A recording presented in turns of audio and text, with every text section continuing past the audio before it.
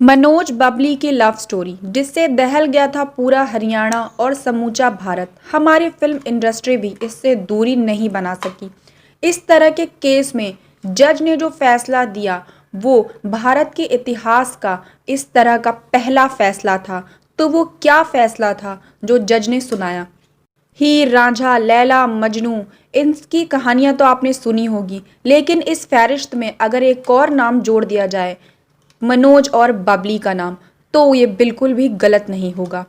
ये कोई फिल्मी कहानी नहीं है, लेकिन किसी फिल्मी कहानी से भी कम नहीं है। रायपुर के जतन गांव के पास वाली सड़क पे चलती हुई बस के सामने एक गाड़ी आकर रुकती है और बस का रास्ता रोक लेती है और उसमें से उतरते हैं कुछ लड़के और बस में चढ़ जाते हैं और उसमें सवार दो यात्रियों को घसीटते और मारते हुए बस से बाहर निकालते हैं। लेकिन बस में मौजूद एक भी व्यक्ति की इतनी हिम्मत नहीं होती है कि वो उन दोनों को बचा ले या कुछ पूछ ले या कह दे। हमारे देश में अगर लड़का लड़की एक मजहब के नहीं होते तो उन्हें प्यार करने की और शादी करने की सजा दी जाती है, उन्हें समाज से बहिष्कृत कर दिया जाता है। लेकिन अगर लड़का और लड़की एक ही मजहब से होते हैं तो क्या फिर भी हमारा समाज उन्हें शादी और प्यार करने की सजा देता है? मनोज और बबली की कहानी में ना तो दो मजहब आड़े आते हैं, ना ही कोई ऊंच नीच आड़े आती है, मगर फिर भी क्या ऐसा हो जाता है जिसकी इन दोनों ने कभी कल्पना भी नहीं की थी। इसकी शुरुआत कैसे हुई थी और आगे क्या कुछ हुआ, आइए विस्तार में जानते हैं सब इस वीडियो में विस्तार से। हम कहानी शुरू करें उससे पहले अगर आपने चैनल को सब्सक्राइब नहीं किया है तो चैनल को सब्सक्राइब कर लें, साथ ही में बेल आइकन को दबाना बिल्कुल ना भूलें ताकि आपको हमारे सभी वीडियो के नोटिफिकेशन मिलते रहें। चलिए अब कहानी शुरू करते हैं। ये बात सन 2007 की है जब ये घटना घटी थी, लेकिन इसकी शुरुआत इससे ठीक 2 साल पहले सन 2005 में हो जाती है। बात कैथल के करोरा गांव की है। बबली और मनोज करोरा गांव में रहते थे। पूरा गांव बनवाला जाट समुदाय के लोगों का था। मनोज गांव में मैकेनिक की दुकान चलाता था। उसका पूरा परिवार उसी दुकान पर निर्भर था। मनोज था गांव का शर्मीला, मिलनसार और सीधा साधा लड़का, जबकि इसके उल्टा बबली एक चुलबुली और चंचल लड़की थी। दोनों बचपन के दोस्त थे, साथ खेला करते थे, साथ रहते थे और अक्सर दोनों एक दूसरों के साथ मिलते थे। लेकिन बचपन में तो ये दोनों बस दोस्त ही थे।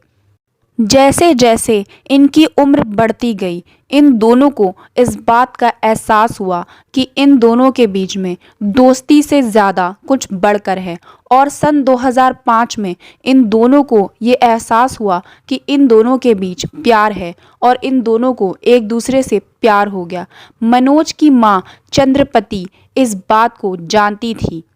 दोनों घंटों फोन पर बातें करते। माँ ने कई बार समझाया, लेकिन वो धीरे धीरे बात करते हुए कमरे से बाहर चला जाता या उस बात को टाल देता। दोनों के बीच प्यार परवान चढ़ता ही जा रहा था। दोनों किसी की बात मानने को तैयार ही नहीं थी। इस वजह से मनोज की माँ ने, चंद्रपति देवी ने, बबली की माँ को इस बात के बारे में बताया और उन्हें समझाने के लिए कहा। उन दोनों के ऊपर किसी की भी बातों का कोई असर नहीं हो रहा था और वो शायद किसी की बात समझना ही नहीं चाह रहे थे। दोनों एक दूसरे के प्यार में इस कदर डूबे हुए थे कि उनका मिलना जुलना या फ़ोन पर उनका बात करना बिल्कुल भी कम नहीं हो रहा था। यहाँ तक कि अब उन्हें ये समझ आ रहा था कि गांव में उनकी प्यार की बातें धीरे धीरे फैल रही है और वो दोनों एक ही समुदाय के हैं और आपस में शादी नहीं कर सकते। उनके घर वाले उनकी शादी कभी नहीं करवाएंगे या फिर उन्हें शादी करने की इजाज़त भी नहीं देंगे। अब उनके पास दो ही रास्ते बचे थे, या तो वो दोनों एक दूसरे से जुदा हो जाएं या फिर साथ रहने के लिए कुछ ऐसा करें कि ज़िंदगी उन दोनों की साथ में हो जाए। दोनों आपस में बहुत सारी बातें करते रहे। देखते ही देखते दोनों ने एक दूसरे के साथ मिलकर एक बहुत बड़ा फैसला ले लिया और मनोज की सन 2007 में एग्ज़ाम्स आ गए। वो 12वीं की परीक्षा देना चाहता था, इसलिए वो 12वीं की परीक्षा देने जा रहा है ये कहकर घर से निकला। माँ ने उस वक्त अपने बेटे को देखा और उसे परीक्षा में अच्छे नंबर लाने के लिए प्रोत्साहित करके घर से भेजा, लेकिन वो नहीं जानती थी कि बेटे के मन में आखिर क्या चल रहा है। दोनों एक दूसरे के साथ प्लान बनाकर घर से भाग गए और दोनों ने 7 अप्रैल 2007 को चंडीगढ़ में भागकर शादी कर ली। बबली के परिजनों को इस बात से बहुत धक्का लगा और वो लोग बहुत नाराज और गुस्से में थे।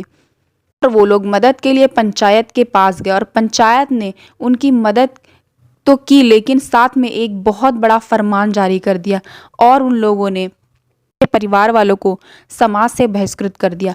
अगर उसके परिवार वालों की कोई भी मदद करेगा तो उनके ऊपर 25,000 रुपये का जुर्माना लगा दिया जाएगा। इस तरह का फरमान जारी कर दिया गया। उन्होंने पंचायत के साथ मिलकर 26 अप्रैल 2007 को मनोज के खिलाफ एफआईआर दर्ज करा दी। इस एफआईआर में उन्होंने ये लिखवाया कि उन्होंने उनकी घर की बेटी को किडनैप कर लिया है और वो बबली को किडनैप करने का जिम्मेदार है। और 15 जून 2007 को कोर्ट में मनोज बबली को लेकर हाजिर हुआ और जब मनोज बबली को लेकर कोर्ट में हाजिर होता है तो बबली इस बात का बयान देती है कि उसने अपनी मर्जी से मनोज से शादी की है और कोर्ट भी उनकी शादी को वैध करार देती है और दोनों को पुलिस प्रोटेक्शन भी दिया जाता है। दोनों के साथ पुलिस वालों को भी भेजा जाता है कि इन्हें जहां भी जाना हो इनके साथ आप उन्हें छोड़ाएं। दोनों बहुत खुश थे कि अब तो उनके पास पुलिस का भी साथ था और पुलिस भी उनका साथ दे रही है। अब उन्हें किसी बात की चिंता नहीं थी। दोनों खुशी खुशी कोर्ट से पुलिस के साथ निकले और चंडीगढ़ में जाने वाली बस में रवाना हो गए। ये क्या था, जैसे ही बस पीपली बस स्टॉप पर पहुंचती है दोनों पुलिस वाले उन्हें अकेला छोड़कर चले जाते हैं और मनोज को इस बात को लेकर आशंका होती है और वो चंडीगढ़ जाने वाली बस में ना जाकर किसी और बस में सवार हो जाता है और बस में सवार होने से पहले अपने घर वालों को फ़ोन करता है और उनसे बताता है कि पुलिस उन्हें छोड़ने तो आई थी लेकिन रास्ते में गायब हो गई और चंडीगढ़ की जगह अब वो दिल्ली जा रहे हैं। और ये कहते हुए वो बबली को फ़ोन थमा देता है। बबली ने अपनी सास चंद्रपति देवी से ये पूछ लिया कि वो उसे स्वीकार करेंगी बहू के रूप में। उसकी माँ की तरफ से जवाब आता है कि हाँ, वो उसे बहू के रूप में स्वीकार करेंगी। से बस निकलती है और पीपली से निकलने के बाद बस महज 20 किलोमीटर की दूरी पर रायपुर के जनक गांव के पास पहुंचती है। जैसे ही बस रायपुर के जनक गांव पर पहुंचती है तो वहां पर एक टोल टैक्स का नाका आ जाता है।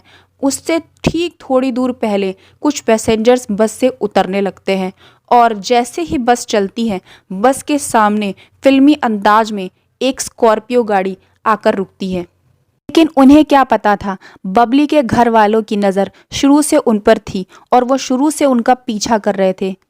से कुछ लड़के उतरते हैं और वो उन्हें बस से घसीटते हुए मारते हुए बहुत बुरी तरह से ले जाकर अपनी गाड़ी में बैठा लेते हैं। बस में मौजूद ड्राइवर और लोगों में से किसी की हिम्मत नहीं थी कि वो उन्हें वहां से बचा ले। सब लोग खड़े हो बस ये तमाशा देख रहे थे।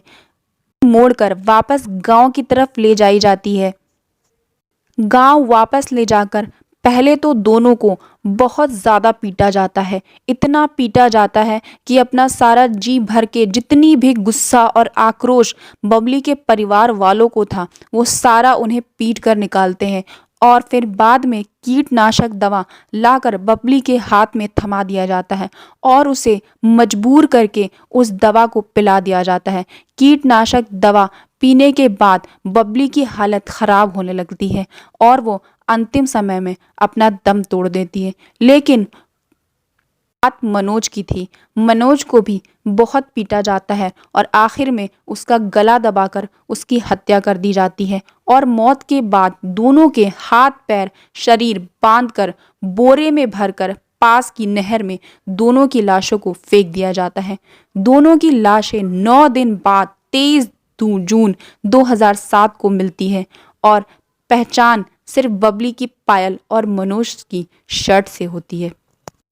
मनोज के घर वालों ने 21 जून को मनोज के घर वालों ने एफआईआर दर्ज करवा दी। वजह से समाज में उनका बहिष्कार ज्यादा हो गया। जब मनोज की मां अपने बेटे की अस्थियां रखने के लिए कलश लेने कुम्हार के घर जाती है तो वो उसे कलश भी देने के लिए मना कर देता है। गांव में इंसानियत खत्म हो गई थी। किसी भी व्यक्ति के अंदर इंसानियत बची ही नहीं थी और जिसके अंदर इंसानियत थी वो भी बहिष्कार के डर से डरा हुआ था। लेकिन इन सब बातों से बिल्कुल भी ना फर्क पड़ते हुए मनोज की माँ और बहन ने अंत तक इस चीज़ के लिए लड़ी और आखिर तक इंसाफ के लिए लड़ती रही। यहाँ तक कि सेशन कोर्ट में गवाहियों के दौरान बबली के भाई ने मनोज की बहन को भरी अदालत में पुलिस वालों के सामने थप्पड़ जड़ दिया। आखिरकार 33 महीने 50 सुनवाइयों के बाद इंसाफ मिल ही गया। 29 मार्च 2010 को करनाल जिला कोर्ट ने मनोज और बबली के हत्यारों को फांसी की सजा सुनाई। दोनों को इंसाफ मिलने में पूरे 33 महीने लग गए, जिसमें कुल 50 सुनवाइयां और 41 गवाहों ने इस बात की गवाही दी। मनोज की मां चंद्रपति देवी को 1 लाख रुपए का मुआवजा दिया गया और बबली के दादाजी, जिन्होंने ये फरमान जारी किया था, प्रेमी जोड़ों को मार डालने का खौफनाक फैसला लिया था। गंगाराम उस समय खापा पंचायत के जो लीडर थे, उन्हें 16,000 का जुर्माना लगाया गया और साथ में 6 अन्य आरोपियों को 6-6 हज़ार रुपयों का जुर्माना लगाया गया। पुलिस वालों ने जिन्होंने अपनी ड्यूटी सही से नहीं की, उन पर भी साथ में कार्रवाई की मांग की गई। भारत का ये पहला केस था जिसमें खापा पंचायत के खिलाफ एक एक्शन लिया गया था। ये खापा पंचायत उत्तर प्रदेश और भारत के कई हिस्सों में आज भी सक्रिय है। पहली बार ऑनर किलिंग मामले में मौत की सजा सुनाई गई। ये भारत के इतिहास में पहली मौत की सजा थी जो ऑनर किलिंग के मामले में दी गई थी। इस केस पर बॉलीवुड की गुड्डू रंगीला, NH10 और भी फिल्में बनी। मार्च 2011 में बबली के भाई और 4 आरोपियों को मौत से उम्र कैद की सजा दे दी गई और वहीं बबली के दादा गंगाराज और एक अन्य आरोपी को बरी कर दिया गया। तो दोस्तों, आप हमें कमेंट सेक्शन में ज़रूर बताएं कि इस कहानी से आपको किस तरह का गुस्सा और आक्रोश नज़र आता है। क्या ये चीज़ें सही थी? और हमें आपके लाइक्स बिल्कुल भी नहीं चाहिए, पर लेकिन इस बात का क्या अंत होना चाहिए और क्या इसका हल होना चाहिए, ये हमें कमेंट सेक्शन में ज़रूर बताएं।